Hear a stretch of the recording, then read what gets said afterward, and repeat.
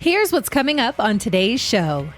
Today's question is, should you always consider converting your IRA to a Roth IRA? Maybe not. Join us today to talk about 5 reasons not to do a Roth conversion.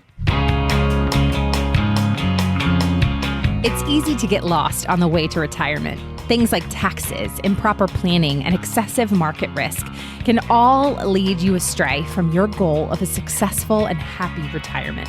That's where Liz Whittaberry comes in. She's a holistic financial advisor and the founder of Best Path Advisors, and she can help guide you to a better financial path. This is Retire on Your Best Path with Liz Whittaberry.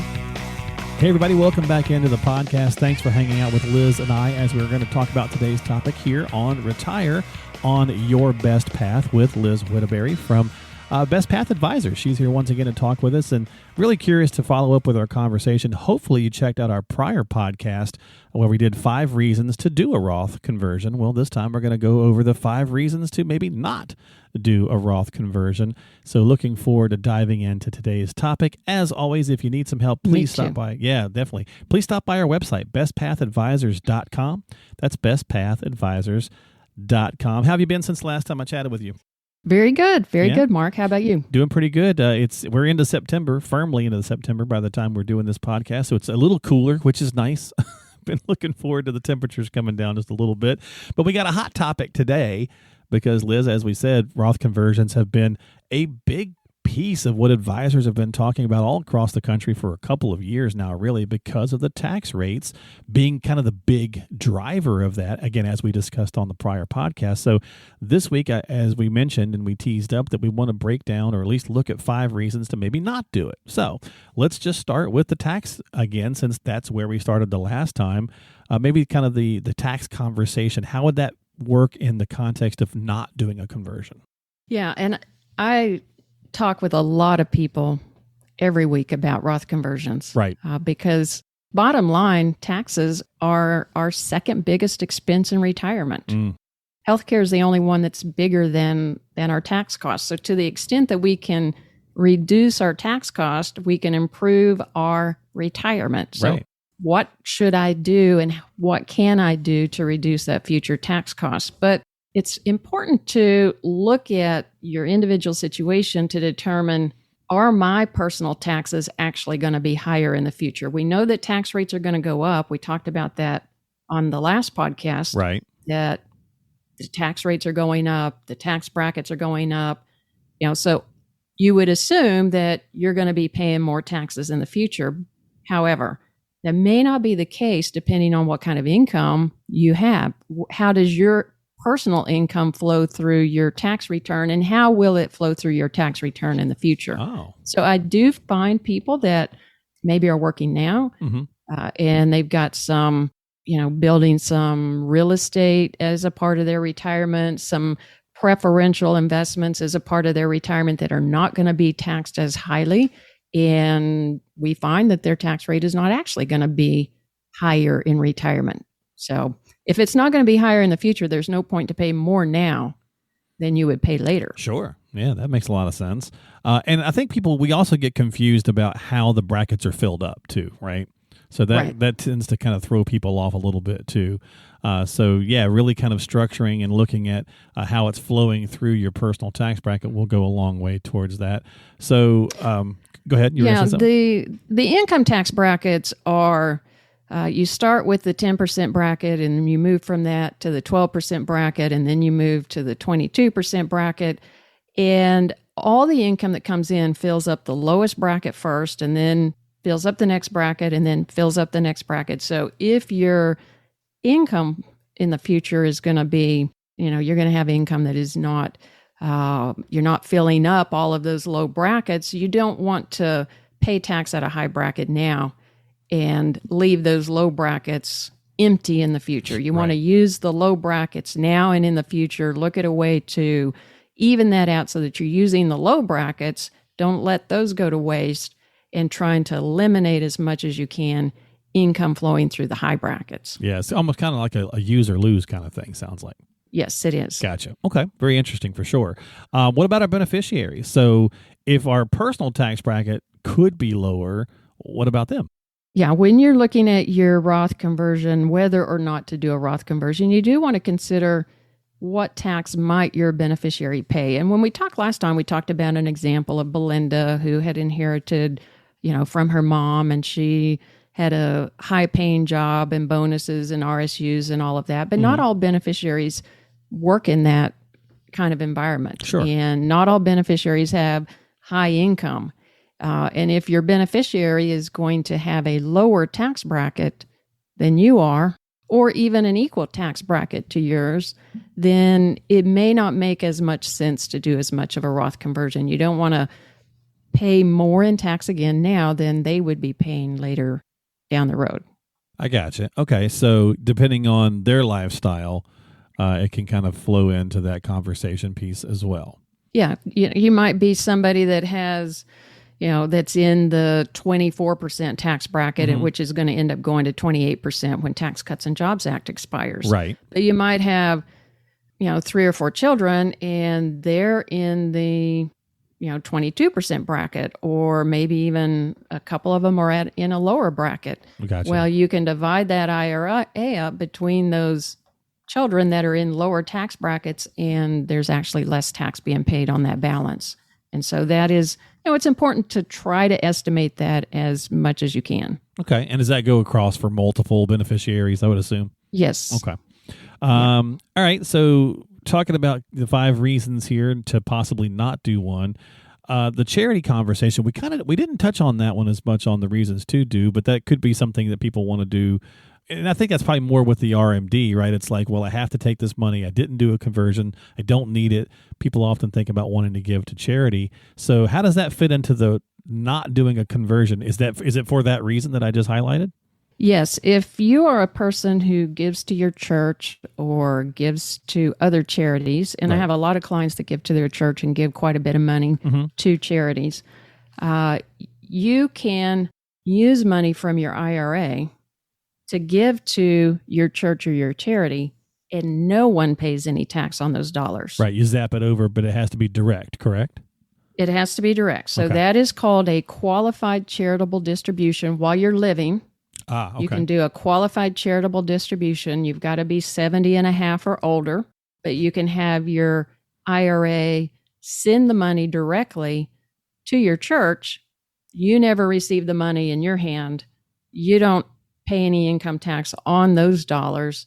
The charity, of course, doesn't pay income tax on the dollars. So you can get money out of the IRA to your church, fulfill the giving that you were already wanting to do, and completely eliminate any tax on those dollars. If you convert 100% of your IRA to a Roth, you pay the taxes on the dollars. If you're then giving money out of the Roth, you've paid taxes that you didn't have to pay. Yeah. That makes a lot of sense. So if you keep some, look at how much you might want to be giving to charity over your lifetime and keep back that much in your IRA, because you completely eliminate the tax on those dollars. That's a great point. So yeah, if you are charitable minded, that's certainly a way to go about doing that. Because then, so when you're, again, working with an advisor, right, working with a professional to strategize, and that's part of those conversations earlier on where you're saying, okay, here's what we've got, here's what I'd like to do. That kind of goes into that wishes and wants and hopes and dreams category.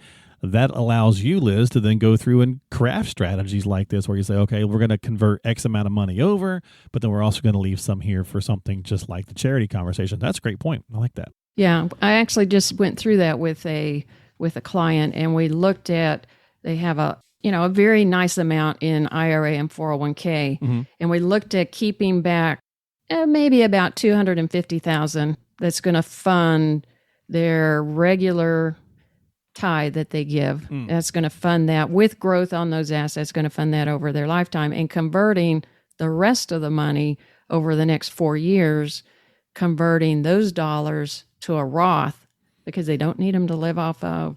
That's going to be money that just grows tax-free that they can use if they want, or can leave to their children and grandchildren, which they do want to do. Right. And so that becomes a very, very good way of just completely eliminating tax on a part of the dollars that would be otherwise taxable. You can also leave some of your IRA at death to a charity. Oh, okay. And again, that eliminates the tax on those dollars, and it can even help pull down the estate taxable amount and have quite a few benefits. So if you want to give during your lifetime or leave money at your death, to use some of those IRA dollars for that charitable giving is a huge benefit. Yeah, and there's definitely some residual effects, it sounds like, from doing that. So again, strategy goes a long way into these things. Now you mentioned, when you were talking about that earlier, you said something about, obviously when we do the conversions, we have to pay the tax, right? That's the whole point, is you're settling up when you do the conversion. Well, one reason I would think would be, well, what if I don't have the money? Or what if I can't pay the tax? Like, how does that become into the equation?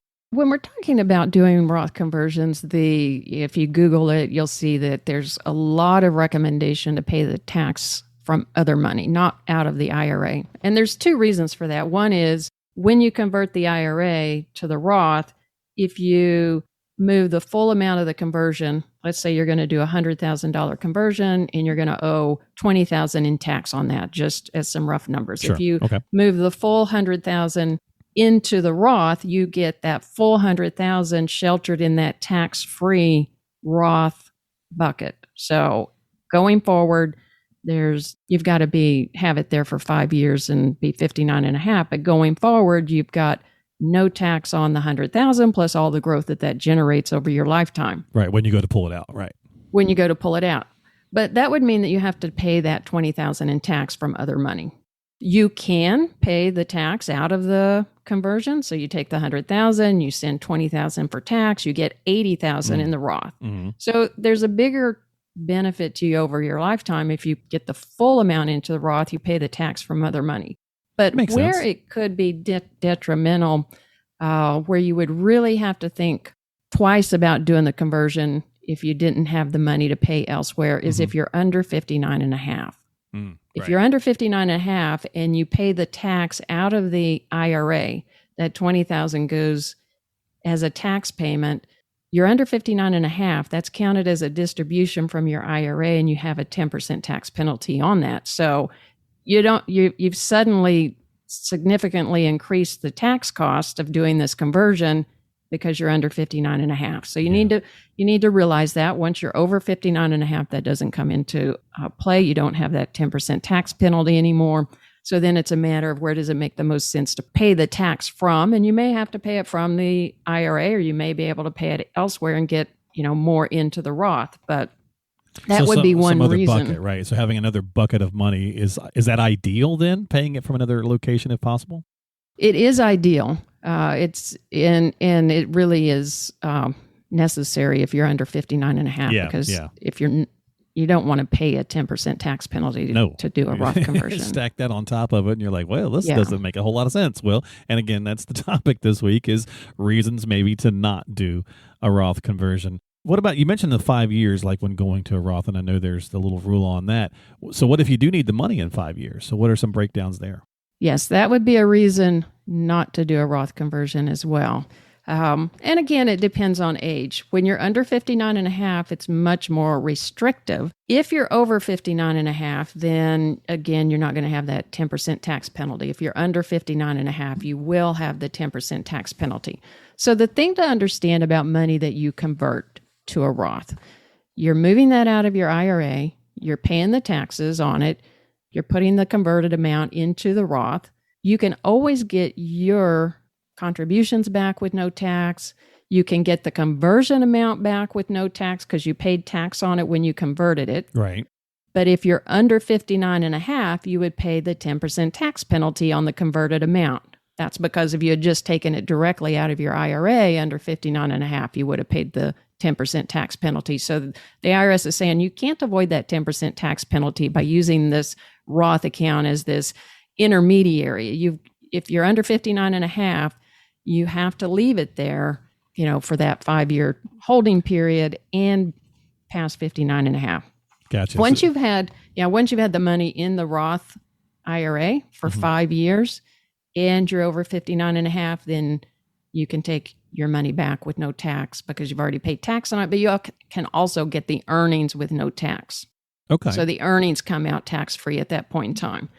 And, obviously, if you're doing a Roth conversion, it makes the most sense to be putting money in there that can grow as long as possible to get as much benefit from having paid the tax, getting the money into the tax-free bucket, letting that tax-free interest, gain accumulate over time, building a much, much bigger balance in that account so that down the road when you're accessing the money on a tax-free basis, it's a much bigger amount. The longer that it's there, the compounding over time it makes it an even more significant benefit to you or to your heirs. And so if you're going to need money in the next little bit, doesn't do you a whole lot of good to move it over to the Roth and then take it out to spend it. It does you much greater benefit over your retirement to move money into the Roth and let that grow as long as possible and have other money for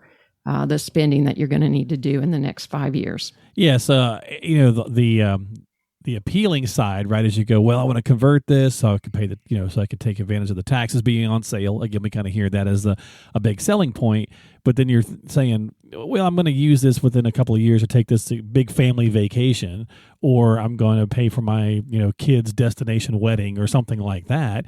Well, you're not doing yourself any favors, right? So basically, what we're saying here is, if that's the case, that would be a reason not to go ahead and convert it and pay the tax now, because you're going to need it too soon. Get those monies from elsewhere. Correct? Right. Okay. Right. Okay. Yeah. I had a kind of a follow-up final question just to kind of touch on. We had that kind of sixth one on the prior one where we talked about control being an extra reason why people might like it. Is this age play a factor in this at all? I meant to ask you that earlier. I know we have the age limits that they set, but I've heard other advisors, and I hear things, on different shows or whatever, where it's like, well, if you're a certain age, you probably don't benefit from doing a Roth conversion. Is there any validity to that at all, or is it really just specific scenario and what you want to do? In my opinion, you have to look at your age plus that 10 years for the beneficiaries. Okay. And think about the total timeline for the IRA. What is the total timeline for the IRA? How many years will this IRA be distributed over? What is the tax that's going to be paid over that number of years? And what are the things that you can do to eliminate as much of that tax as possible, or reduce it to a much smaller number? Because that allows you or your charities or your family to have much more. So when somebody is thinking about an age, sure, for that person's own personal lifetime, that could be true. Okay. But unless they're going to spend their full balance of their IRA in their lifetime, then it's going to continue on to whoever their heirs are. And so all of these issues come into play, and it's a much more, in my opinion, a much more holistic analysis to determine what's the best thing here. And it may be that at an older age, you don't convert all of it, but there may be an amount that it makes sense to convert because, again, when you look at that life expectancy plus the 10 years for the beneficiaries, what can you do to make sure that you spend as little in tax as possible? Yeah, that's the goal. Right. Yeah. It's not why spend more than you have to? Exactly. We're not in business of tipping the government. We want to pay what we have to. That's right. But we don't want to pay more. That's for sure. Yeah, we tend to think of these things, financial conversations and stuff, Liz, as math, right? But in this instance, it kind of hit me as we were finishing this up. This kind of adds a little English class. It's a little bit of a who, what, where, when, why kind of factors into how you may or may not want to do your Roths or RMDs, and kind of, all those things are going to factor into the strategy of, does it make sense for you to do a Roth conversion or does it not? So those are 5 reasons to maybe not do a Roth conversion, to kind of partner up with our prior podcast of 5 reasons to maybe do a Roth conversion. So if you haven't checked that other one out, definitely go check the other one out as well. Find all of that stuff, again, at Liz's website. We've got the podcast up and running, so you can find us on Apple or Google or Spotify, all the major ones there. You can find all the information at bestpathadvisors.com. That's bestpathadvisors.com. Anything else before we go this week, Liz? I'd just like to add that, as we were wrapping it up there, just emphasizing it is a very unique answer to each person. This is not something that there's an easy rule of thumb because it depends on your situation. So if you have any questions about this, reach out to us because we are here to help you be on your best path. Absolutely. And we always appreciate your time here on Retire on Your Best Path with Liz Whittaberry from Best Path Advisors. Find her online at bestpathadvisors.com, and we'll see you next time.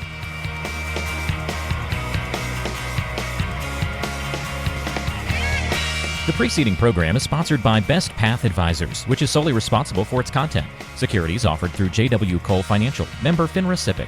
Investment advice offered through J.W. Cole Advisors. Best Path Advisors, J.W. Cole Financial, and J.W. Cole Advisors are unaffiliated entities. The opinions expressed by Liz Whittaberry should not be construed as specific tax, legal, or investment advice, nor as an offer to buy or sell any securities mentioned herein. Neither J.W. Cole Financial nor its representatives provide legal, tax, or accounting advice. Persons who provide such advice do so in a capacity other than as a registered representative of J.W. Cole. Investing is subject to risks, including the loss of principal. Due to volatility within the markets mentioned, opinions are subject to change without notice. Information is based on sources believed to be reliable, however, their accuracy or completeness cannot be guaranteed.